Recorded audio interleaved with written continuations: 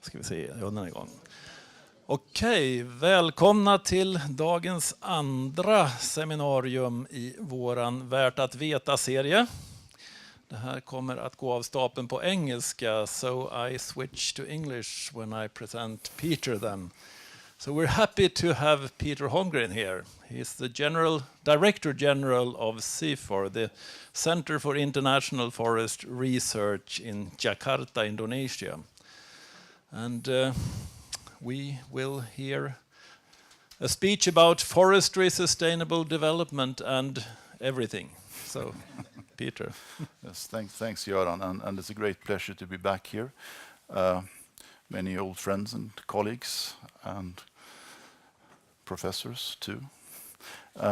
It's more than 30 years since I studied here, and then it feels like yesterday when you come back, and same for my wife Ann-Sophie, who really would have liked to be here, but she's somewhere else. Now, I've been working internationally for about 20 years, first at FAO and now at CIFOR, and you collect a number of thoughts and ideas, and you match that with your background and try to put everything in a context. And today, the context that I want to talk about is how does forestry fit in to the development agenda, to the future that we think we want. And I want to do that from a perspective of how is the world pictured internationally? What is forests about internationally? We have a very clear picture in Sweden what forestry is about, but it looks quite differently if you look at it from another angle. So I'll start this by talking about the context. This is not anything about forest. If you take the longer perspective, this is 50 years from 1960 to 2010. We can see some very correlated developments. The world has become 3 times richer, measured in GDP. That wealth is not evenly distributed, but that's a different story. We also produce 3 times more food than we did 50 years before. And in fact, we have enough food. That isn't really a limiting factor. It's again the distribution that is a problem. We have also tripled the greenhouse gas emissions during this period. And finally, we have also tripled the number of people in the world that are not food insecure. So a very nice correlation if you calibrate those numbers. But then you can add some other less correlated factors. This is one. This is the food price. Today we hear a lot in the development discussions about food price and how will that affect the poor. We are worried about food prices going up, even in our country, where we are 3 times richer, but the food has stayed about at the same price level. We're a little bit worried that there was a peak in 2008, but more or less the food price has not been correlated. Another thing that has not been correlated, and I think this is the biggest failure I can come up with in the development story, is that the number of people that are food insecure, the hungry people, have more or less stayed the same during this 50-year period. There were about 1 billion people in 1960, and I think the latest number is 795 million. So we haven't made much progress there. And despite being 3 times richer, despite having all the food we need, we haven't solved that. And I think that's a big failure. I'll get to the forest in a minute. Now, before that, I want to extend those curves another 50 years. Now we're looking at 100 years, from 1960 to 2060. And I've added the political visions of our future. And this is a very split vision, as you can see. If you take the greenhouse gas emissions, according to the Paris Agreement, if we're going to reach a 2-degree target for global warming, this is how the greenhouse gas emissions need to develop over the next 50 years. Then the food insecure curve, that's the ideal development according to the FAO and other expertise, that we are really going to deal with food insecurity, and the number of hungry people will go down over a 50-year period. You might think this is not fast enough, but nevertheless. The top curve, the economists in OECD, they think that the economic growth will continue exponentially, so that continues up through the roof. And at the same time, our food production will continue to increase, and the number of people that are not food insecure will also continue to increase. So this is the world future as we picture it in different arenas. The problem is that these are different visions from different communities, different even academic and ideological points of view. But if you put them together, it makes you wonder, can we really achieve this, and what will it take? So that's as an introduction. Now, where does forests fit in? Forests are almost always internationally talked about in terms of problems. It's deforestation, forest degradation, illegal trade, biodiversity loss, indigenous people's rights, land tenure issues, all of it, corruption. It's always a problem. So you always ask yourself, where are the opportunities and how can forests contribute to those developments that we want to see? So are these problems real-world issues, or are they problems that we frame in the debate, and then once we've framed them, try to solve them? This is something that I experience quite a lot in the international arena, that a problem becomes like a fixed entity. Deforestation, for example, it's been a problem for decades. And a lot of what we do, political engagements, investment of taxpayers' money, go into solving that problem. And there is very little discussion about how big problem is it, and how does it trade off against other things that we need. So I'm going to now go through a number of reframing exercises. And to most of you, these will not be controversial. They will be kind of obvious. But in an international setting, without the background of having studied forestry at SLU in Umeå and going to the excursions looking at forest machinery and sawmills and what have you, they are sometimes controversial, and it's a bit strange. Some of them are also controversial the other way around. The traditional forestry community in the Nordic countries may not have seen things in this way. So let's start with this one. What is forestry according to the EU citizens? Last year there was a Gallup that the EU does every now and then. And this particular one was about, it was a special Eurobarometer about Europeans, agriculture and the common agriculture policy. So it was mostly about agriculture, but there was a little piece at the end about forests. So what happened was that people sampled meticulously, of course, Lennart, across the union, was to give 3 alternatives out of these 10 as to what is the most important functions of forests. And as you can see, I can't read this screen, so I have to read here. Is it the CO2, the carbon storage? Is it the conservation? Is it the protection functions? Is it the energy provisions? Is it the wood? Is it leisure? Is it rural development?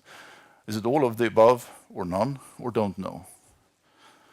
So 2/3 of the European citizens thought that storing carbon was the most important function of forests.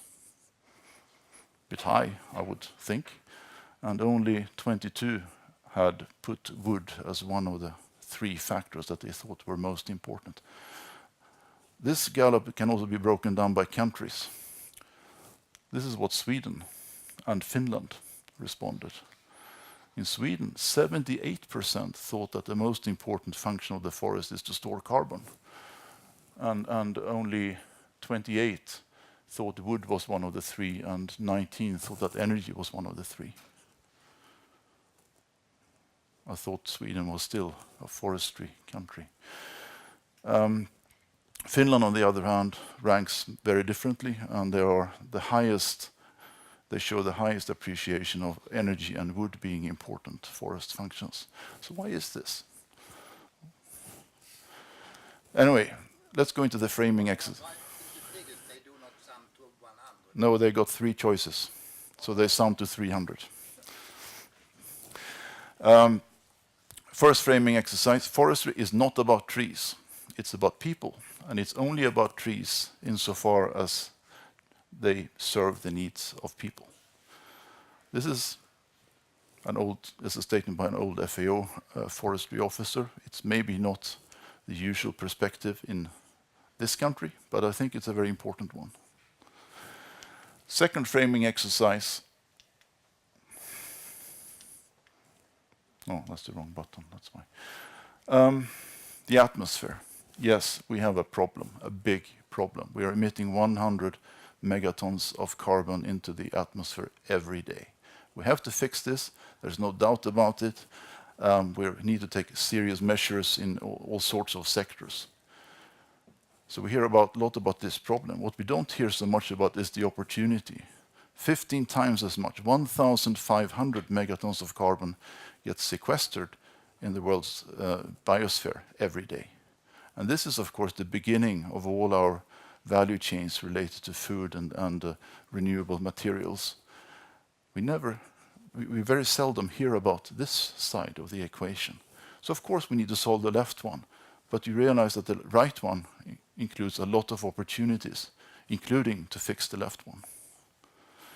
And I often use the example that Sweden has twice the above ground biomass compared to 100 years ago in the forest. And at the same time, we have twice the productivity as we had 100 years ago. So you can do amazing things with forest management. Most don't believe that, but so you have to present this in a better way. Oops, sorry. This is a chainsaw, but it's not just a chainsaw, it's also a value chainsaw.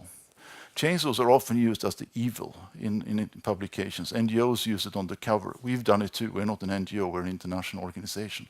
Still, we have research reports with a chainsaw on the cover. And that's always to say, this is bad. You're actually felling a tree. That's bad. But it's also at the same time, of course, the beginning of important value chains.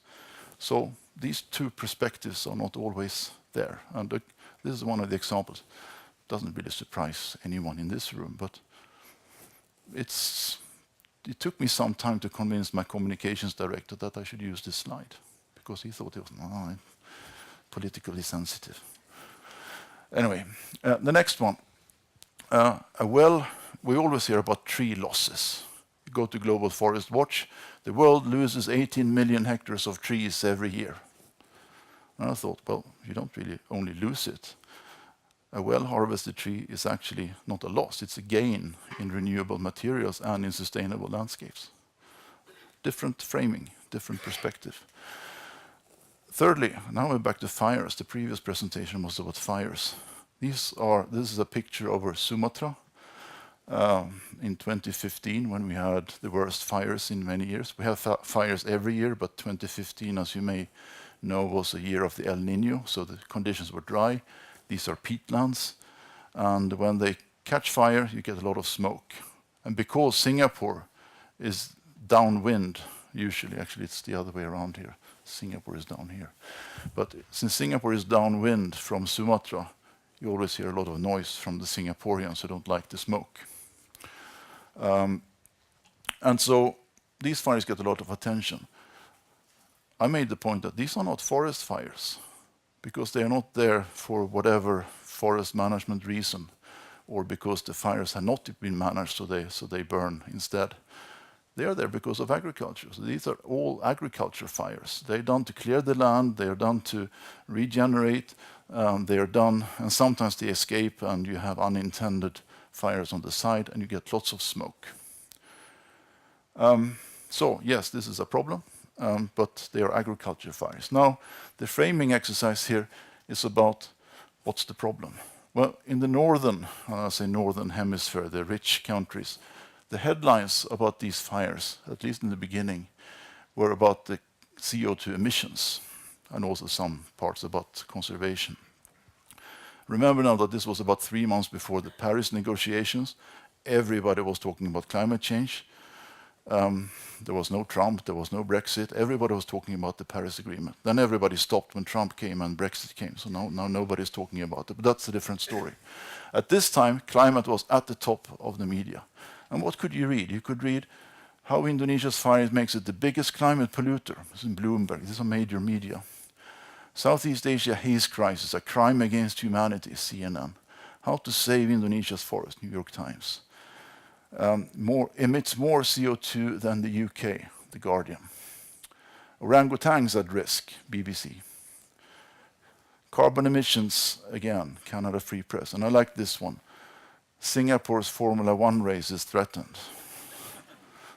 BBC. And then WRI had a couple of nice ones too. Surpasses Russia as the world's fourth largest emitter and more daily emissions than the entire US economy. A very clear picture presented in the international media. So the question becomes, what news reporting for whose agenda? There were a lot of people on the ground. There are 40 million inhabitants on Sumatra and almost as many on Borneo. They were in the middle of this haze. And so I say, as part of this framing exercise, that such a strong focus on the emissions is ethically questionable, because we had lots of economic losses. We had 43 million people exposed to the haze, 500,000 victims of respiratory infections, 19 people immediately died of this, and 100,000 are expected to die prematurely. So are the emissions really the biggest problem here? Number 6. This picture is a painting from a castle outside Bonn. It's called Königsberg. And what you see here is actually the castle itself.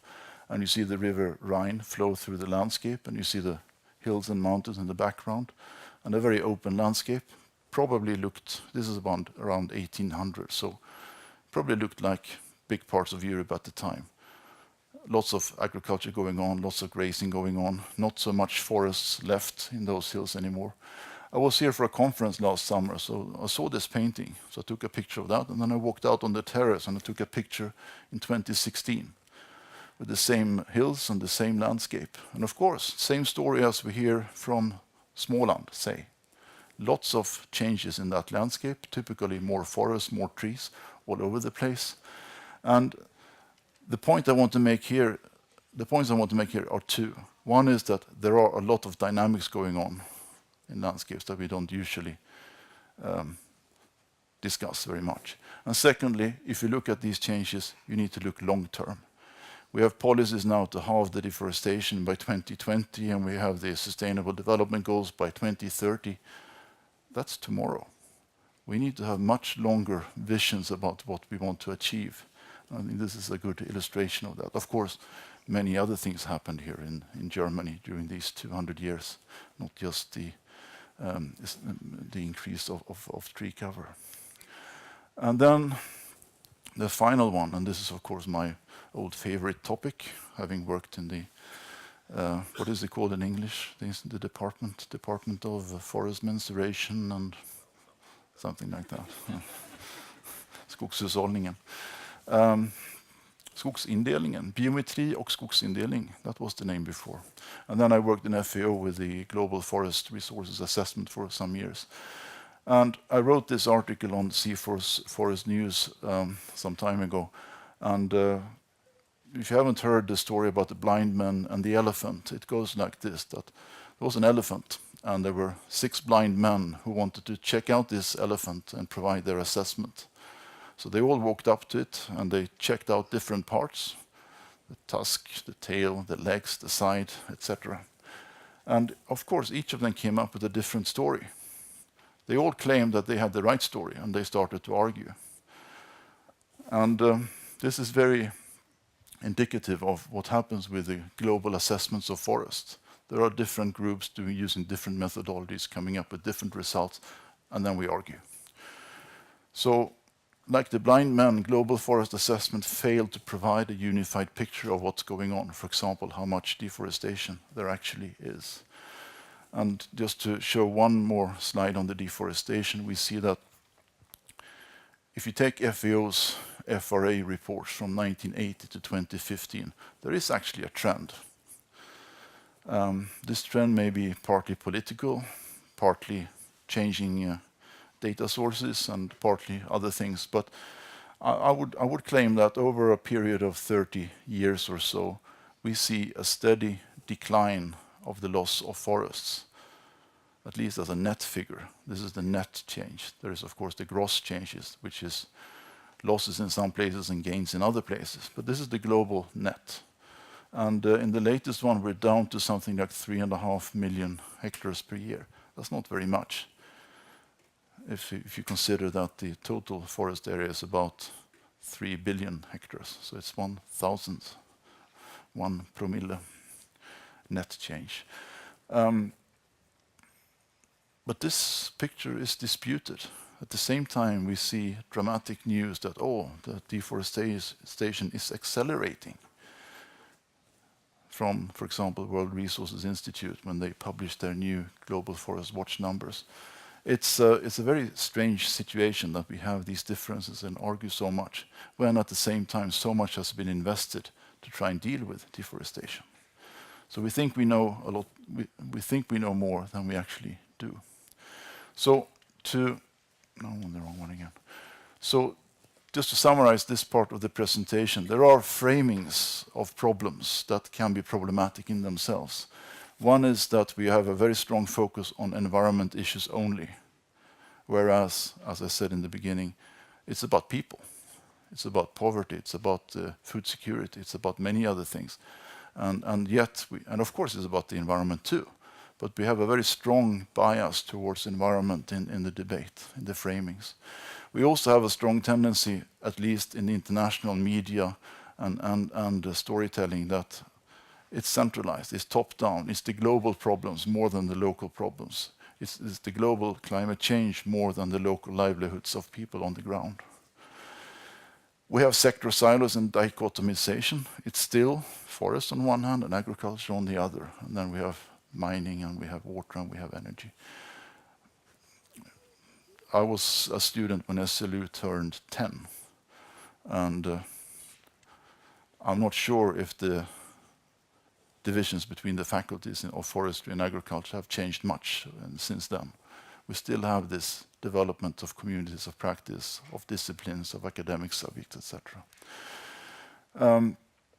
Short-term approaches, I mentioned that we need to have a long-term perspective. And then finally, we have a false sense of knowing, which makes us very confident when we make statements about what should be done.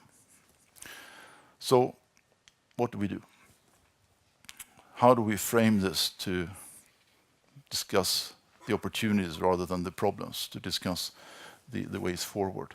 Well, there is now the Sustainable Development Goals. Since in 2015, it's actually quite remarkable. 2015 was a fantastic year for the multilateral system. First, we had a global agreement on the Sustainable Development Goals in the UN General Assembly, and then we had the Paris Agreement. That was 2015. 2016, we had Brexit and Trump. So kind of everything changed. But anyway, we have them, and this framework, this frame, is actually what I think is very, very useful. And we've also picked up on it in the CIFOR strategy. This is in Indonesian, so it's maybe not so easy to understand them, but I'll get back to the details. The SDGs are important not only because they are agreed in the UN, they're important because they were framed to be an avenue for development, not just between countries and in the national level analysis, but also something that could be useful locally by the private sector, by just about anyone that aims towards a better future.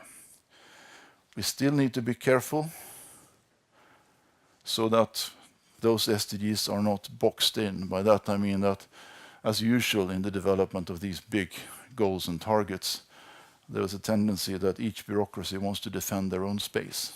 So the international forestry community fought hard to get a forest goal, and the food security people to get a food security goal, and the energy people to get an energy goal, etc. And this is still that sector silo discussion that is so difficult to get out of. So it's really, really important that we always look at the SDGs together. This picture is from SIDA, by the way. They had an exhibition that they moved away. So, in 2014, a CIFOR scientist was invited to speak, as far as I know, the only presentation to the General Assembly at the UN in New York about how forestry could fit with the Sustainable Development Goals. They were not yet decided. There was still a debate going on. And Dio, that's her name, went to New York and presented pretty much what CIFOR has been doing all the time, looking at forests from a food perspective, a health perspective, a water perspective, energy, housing, livelihoods and employment, climate change, adaptation and mitigation, biodiversity conservation, and resilience and safety net. A very broad picture about what do we mean by forests and forestry. And we started to redefine in our own narrative what we mean by forestry. That has then led to our own new strategy. I have brought a few copies, they're up here. And I want to spend just 1 minute to explain what CIFOR does here and where we're aiming. We developed a new, does this have a pointer? Yes, it does. We developed a new strategy for 2016 to 2025, so that it's about 1 year old by now. And we choose to align this with all the 17 SDGs. Yes, there is a goal. Goal number 15 over here is about life on land. And every traditional forester would find him or herself very nicely fitting into that box. But we said, no, that's not what forestry is about. Forestry is about all 17. And we developed a mission that says that CIFOR envisions a more equitable world where forestry and landscapes enhance the environment and well-being of all, for all. And then we started to define our own work areas. And they are not different from what we did before, but we adjusted them to fit the frame. So this line is about our teams, our subjects. The first one is about forest and human well-being. And then we identified 3 SDGs that directly speak to that workspace. No poverty, and I have to still cheat here, health and sustainable communities. Secondly, sustainable landscapes and food. Of course, there is the food goal, and there is a goal about water. The most important forest product in Jakarta is safe drinking water. 28 million people gets, well, not everyone, but most of them get their drinking water off the volcanoes outside Bogor, where our headquarters is located. Big mountains, lots of forest on them, conserved. It rains about 5 meters per year. We get the drinking water from there, ship it to Jakarta. 28 million people being healthy because of that. That's a pretty big thing, much more important than any other product. Third one is equal opportunities, gender, justice, and tenure. And we have 4 SDGs connecting to that. Gender has been a big topic for us throughout the last 20 years. Land tenure is increasingly a very big topic for us, and so on. Climate change, energy, and low carbon development. Yes, there is an energy goal. Yes, there's a climate change goal. Climate change is a co-benefit to all the other development goals. That's an important point to make. We can't talk about climate change in isolation. Value chains, finance, and investments. The finance sector needs to be involved too. We work with the finance sector to figure out, are there ways to connect the very large piles of money in pension funds, etc., that are looking for investments in sustainable development, and the smallholders needing to invest in their businesses on the ground. Forest management and restoration, that's the traditional one. We also add life in the water here, because we do a lot of work on mangroves. And then finally, the Global Landscapes Forum, partnerships for the goals. So we redefined forestry. This is what we want to say, and reframed and redefined what is forestry. Forestry is all contributions to sustainable development made possible through forests and trees. Period. Briefly, we're also broadening this frame to landscapes. We've started something we call the Global Landscapes Forum, where we bring together people from agriculture organization, water, energy, finance, etc. And we are saying that sustainable landscapes as a whole is fundamental for our future. We're suffering from fragmentation everywhere, in governments, in universities, in the debate, in the politics, everywhere. And then an important point, we must embrace that the solutions must be owned locally and that those solutions are diverse. There are no silver bullets. There are no fixed set of priorities. These need to be established under the circumstances in the right context and by people that depend on them. And all of this is, of course, a challenge for current institutions and structures. When did you last have a debate over agriculture here? I don't know. So landscapes, important. As I mentioned, we have developed the Global Landscapes Forum, and you might hear more about this. Actually, one suggestion I will propose here is that maybe we could have a national landscape forum as well, maybe in Sweden. Now, my last part of this presentation is to go back to my monitoring and assessment roots. So this is very complex, obviously. Complex framing of forests and landscapes. How can we then effectively measure success without, as usual, complicating things too much? How many variables does the Riksdags have? 145. I think 3 would be enough. And why, I'm going to explain here. These are my list. 3, you need 3.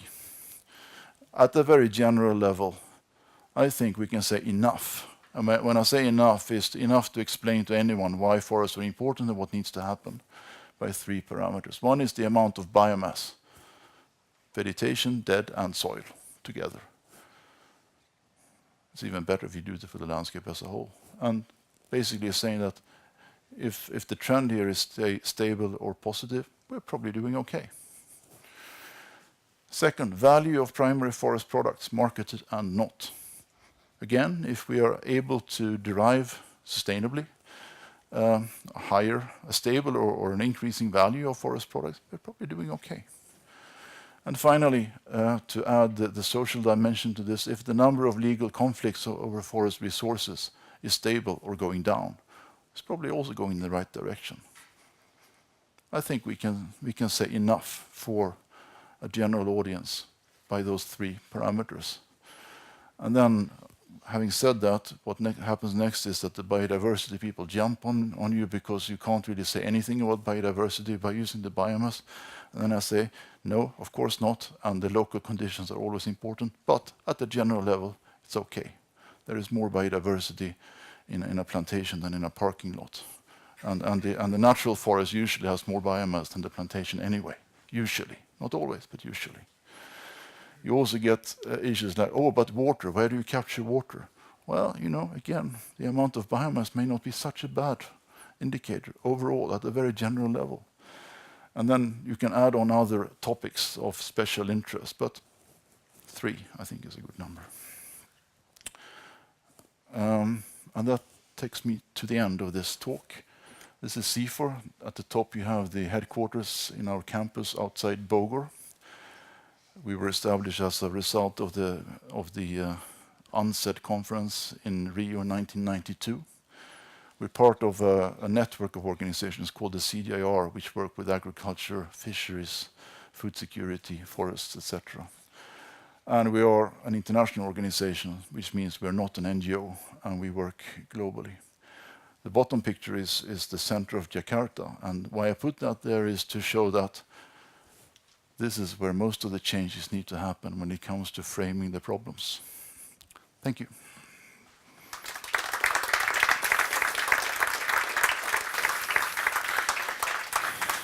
Thank you very much, Peter. I think this has inspired some questions. I hope so. I'm sure you have one. I'm sure I have one. Dag, what do you think about global forest monitoring? Thank you. It was an excellent speech, and I think I agree with everything you said. Well done. Is that good or but bad? the bad thing this was that I could not see it on the net, so I'm not prepared to react on this. But How do you mean? I tried to find this presentation on the net, but I just found the first page of it. Okay. So therefore, I looked about something else you have presented recently, your second last statement. And that was 13th of March. You talked about number, and you measured some number of loss of forest cover, and the estimates vary with more than a factor 3 if you listen to different. And just FAO's estimate is seldom mentioned. And I have myself looked into this. I noted that Swedish forestry has a very low rank, a remarkable low rank in some ranking done by a respectable Global Watch. No. Let's hear what people no, I think Peter should agree. I discussed this matter with our present dean at the shore when I was looking after my grandchild and you was looking after your child, I think. And it seemed that Göran agreed that there is a problem somewhere. Let's see, I think Peter is an expert here, actually. I think Peter can tell us a little bit of the details of these global assessments with the satellite-based change estimates. Let's hear what... Yeah, let's hear what Peter says. So I didn't hear a question, but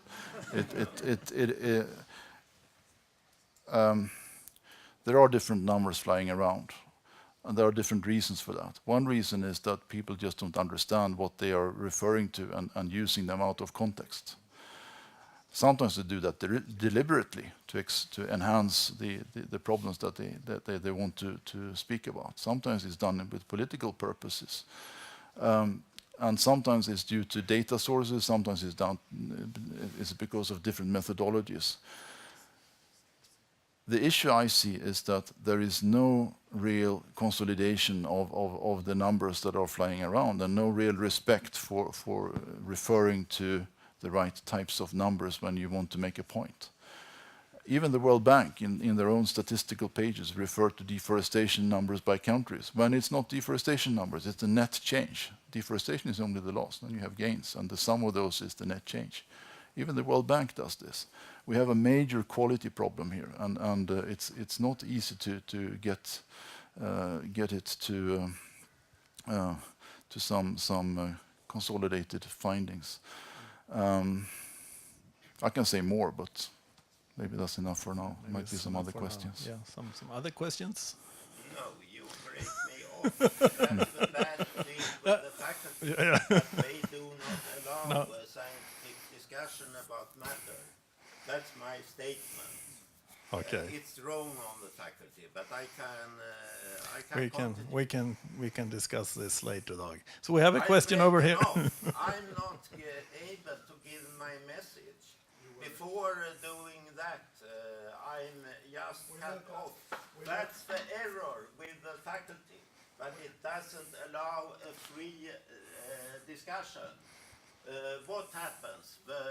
The deans try to get the free discussion. So Don, excuse me, Don, can we allow some free discussion from another part of the room now? Yes, I waited some minutes for other comments before mine. When I was invited. Thank you for your presentation. I'm Teresa, PhD student here. I would like to know what is the current collaboration between SLU and CIFOR, because this university creates a lot of knowledge, and I don't know how is this knowledge transfer with developing countries, for example. We have an agreement that it's called a memorandum of understanding to collaborate. To what extent we collaborate will always depend on the individuals that are engaged, or to what extent they're engaged, and to what extent we can together find funding for working together. I think SLU has a lot to contribute with. So that's one of the reasons I'm here today. It's to discuss how can we develop these areas. And maybe we make one point here that might go back to Dag's intervention too. It's not just about research. If you only do research and nobody knows about it, what's the point? It's about capacity development and outreach and engagement. So I think those areas are important collaboration areas. So that's some things we I think discuss. we had another question over here. Hello, I'm Rosa Goodman. I'm a postdoc here. I've actually done a consultancy with CIFOR before. So there's And a I know that collaboration. sorry.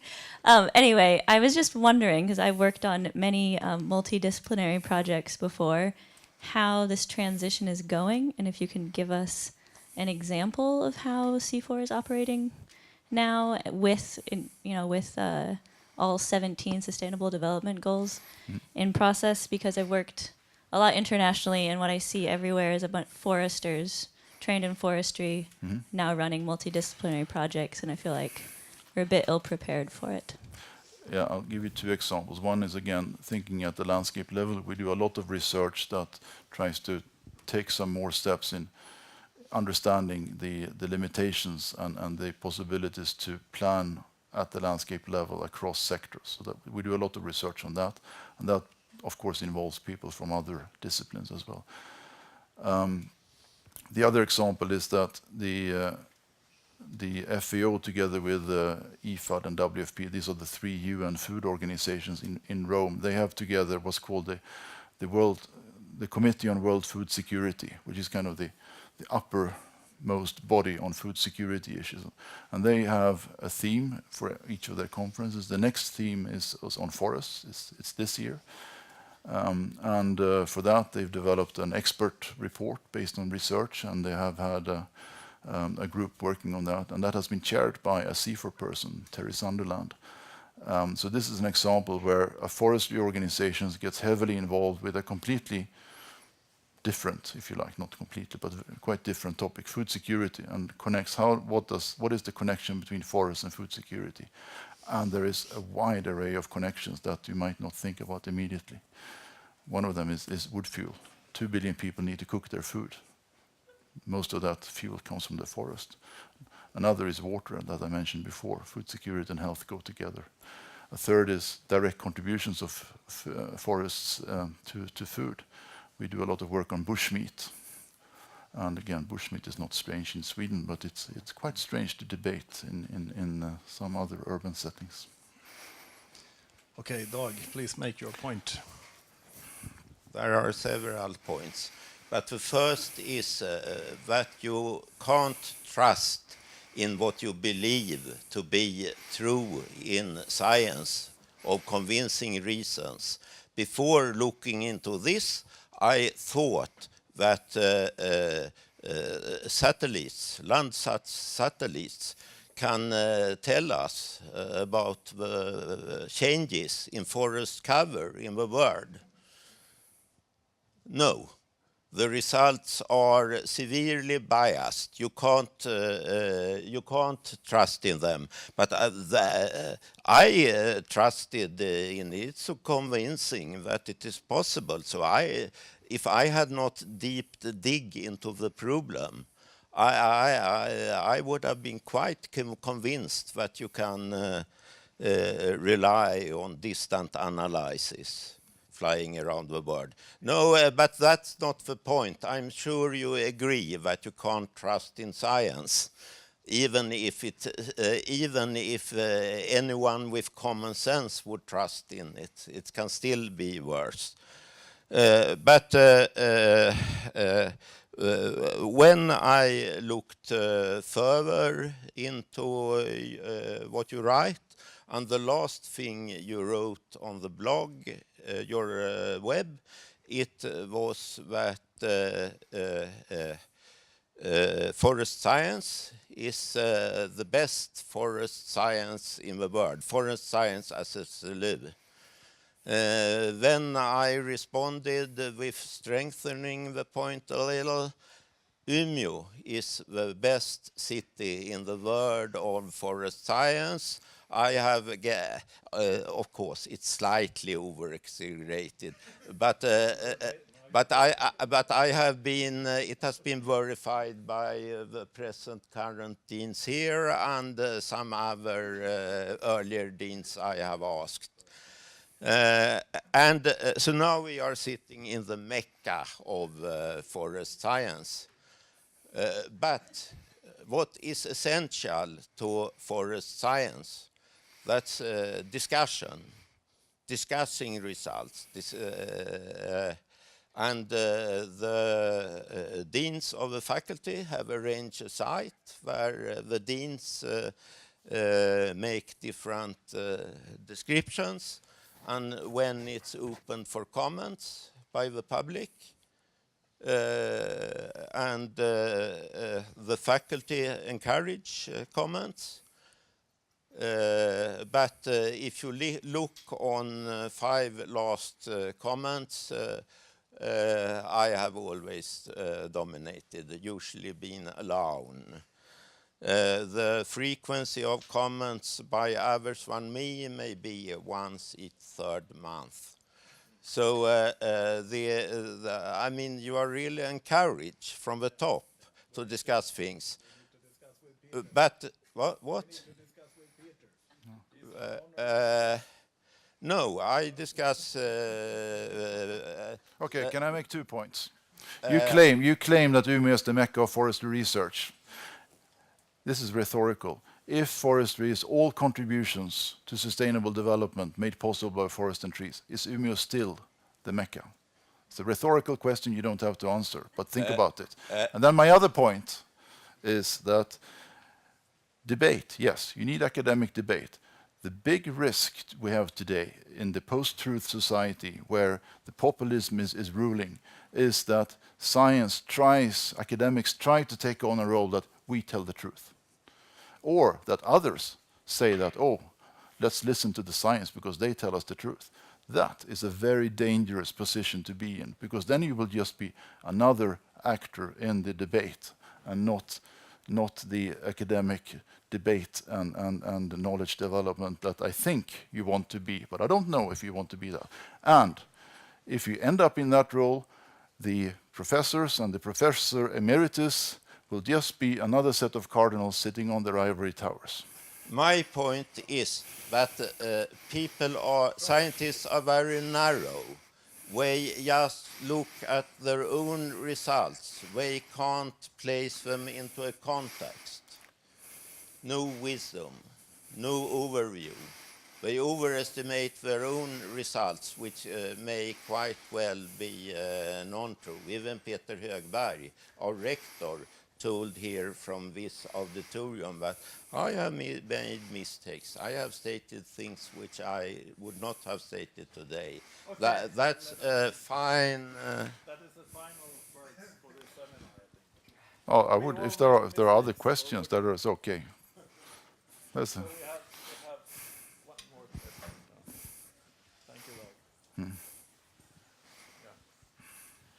Yes, I'm a teacher here at the university, and I can hear this frustration among the students about this framing problem that you're addressing. And I just wonder, is there anything that you think that we in the education of the forestry students have to consider to make them prepare to actually be able to talk about forestry in the context that you were talking about? Well, I mean, that's a very general question. I guess it would be good for everyone to reflect about the contexts in which we operate. And for us as an organization, it so happens that the Sustainable Development Goals provides an excellent context. I don't know if that context is valid also for the kind of lectures or courses that you have, but as I mentioned, the SDGs are global. Sweden has an Agenda 2030 strategy and action as well. So why not hook into that and connect to the bigger picture? I think that's a key factor, to connect to the bigger picture. Connect to the bigger picture. I think we have to close now, and we thank Peter once more. Thank you.